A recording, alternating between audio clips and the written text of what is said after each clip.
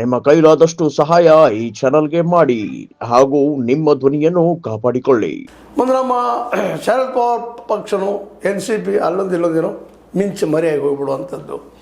ಯಾವ ಉಳಿದಿದ್ದಾವೆ SP ನಮ್ಮ ಸಮಾಜವಾದಿ ಪಕ್ಷ, ನಮ್ಮ ಅಖಿಲೇಶ್ ಯಾದವ್ ಅವ್ರ ತಂದೆಯವರಿದ್ದಾಗ ಒಂದಿಷ್ಟು ಪವರ್ಫುಲ್ ಆಗಿತ್ತು. ಇವತ್ತು ತನ್ನ ಶಕ್ತಿಯನ್ನು ಕಳ್ಕೊಳ್ತಾ ಇದೆಯಾ ಅಂತೇಳಿ ಅಲ್ಲೂ ಅಧಿಕಾರ ಕಳ್ಕೊಂಡದ.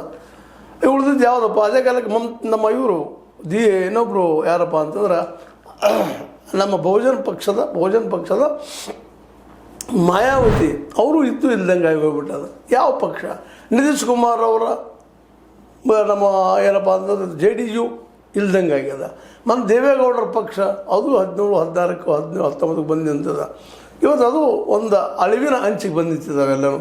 ಇವೆಲ್ಲ ಯಾಕೆ ಹಿಂಗಾಯಿತು ಅಂತಂದ್ರೆ ಹೆಚ್ಚು ಕಡಿಮೆ ಎಲ್ಲನೂ ಈ ಪ್ರಾದೇಶಿಕ ಪಕ್ಷಗಳು ಕೌಟುಂಬಿಕ ರಾಜಕಾರಣಕ್ಕೆ ಬಲಿಯಾಗಿದ್ದರಿಂದಾಗಿ ಹೆಚ್ಚು ಕಡಿಮೆ ಇವತ್ತಿನ ನಾಶದ ಅಂಚಿಗೆ ಬಂದು ನಿಂತಿದ್ದಾವೆ. ಆದರೆ ಇವತ್ತು BJP ಸ್ವಲ್ಪ ಮಟ್ಟಿಗೆ ಕಾಂಗ್ರೆಸ್ ಜೀವಂತಿಗೆ ಹಿಡಿದಿದ್ದರೆ ಇಲ್ಲೂ ಕಾಂಗ್ರೆಸ್ಸಲ್ಲಿ ವಂಶ ಪಾರಂಪರ್ಯ ಇದ್ದರೂ ಸಹಿತ ಕಾಂಗ್ರೆಸ್ಸಿಗೆ ಸ್ವತಂತ್ರ ಹೋರಾಟ ಮಾಡಿದಂಥ ಒಂದು ಇತಿಹಾಸ ಇರೋದರಿಂದ, ಬಹುವರ್ಷಗಳ ಇತಿಹಾಸ ಇರೋದರಿಂದ ಇನ್ನೂ ಸ್ವಲ್ಪ ಜೀವಂತಿಕೆ ಒಂದು 4 ರಾಜ್ಯಗಳಲ್ಲಿ ಇವತ್ತು ಉಳಿಸ್ಕೊಂಡದ. ಇನ್ನು BJPಗೆ ಅಂತ ಹೇಳೋ ಅವಶ್ಯಕತೆ ಇಲ್ಲ. RSS ಬೆಳೆದ ದೊಡ್ಡ ಆಲದ ಮರ, ಅದರ ಅಡಿಯಲ್ಲಿ ಬಂದಂಥ BJP ಇವತ್ತು ದೇಶದ ಹೆಚ್ಚು ಕಡಿಮೆ ಎಲ್ಲ ಕಡೆಯೂ ತನ್ನ ಕೇಸರಿಯನ್ನು ಬೆಳೆಸ್ತಾ ಇದೆ.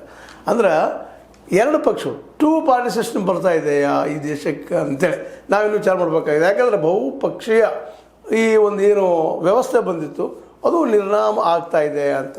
ಇವತ್ತು ಕಮ್ಯುನಿಸ್ಟರು ದಂಡಿಗೆ ಹಿಡ್ತಾ ಇದ್ದಾರೆ. ಕೇಜ್ರಿವಾಲ್ ಗ್ಯಾರಂಟಿ ಇಲ್ಲ, ಎಷ್ಟು ಮಟ್ಟಿಗೆ ಯಶಸ್ವಾಗ್ತಾರೋ ಗೊತ್ತಿಲ್ಲ.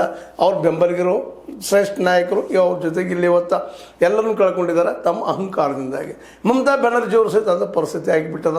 ಅವರು ನಾನೇ ಬಂಗಾರಿ, ನನ್ನ ಬಿಟ್ಟರೆ ಬೇರೆ ಇಲ್ಲ ಅಂತೇಳಿ ಕಳೆದ 15 ವರ್ಷಗಳಿಂದ ಏನು ಮಾಡಿ ತೋರಿಸೋದು ಜನರಿಗೆ ಬೇಕಾದಂಥ ಆಡಳಿತ ಕೊಟ್ರ ಅಂದಾಗ ಒಬ್ಬ ವ್ಯಕ್ತಿ ಒನ್ ಮ್ಯಾನ್ ಶೋ ಇರೋದ್ರಿಂದಾಗಿ ಈ 15 ವರ್ಷ ಅವ್ರ ಸಾಧನೆ ಏನು ಅಂದ್ರೆ ತಾವು ಸ್ವತಃ ಗೌರ್ಮೆಂಟ್ ನಡೆಸಲು ಸಹಿತ ಬೀದಿಗಿಳಿದು ಹೋರಾಟ ಮಾಡುವಂಥ ಒಂದು ಹೋರಾಟದ ಪರಂಪರೆಯನ್ನು ಬಿಟ್ಟರು ವಿನಃ ಅವರು ಜನಕ್ಕೆ ಬೇಕಾಗುವಂಥ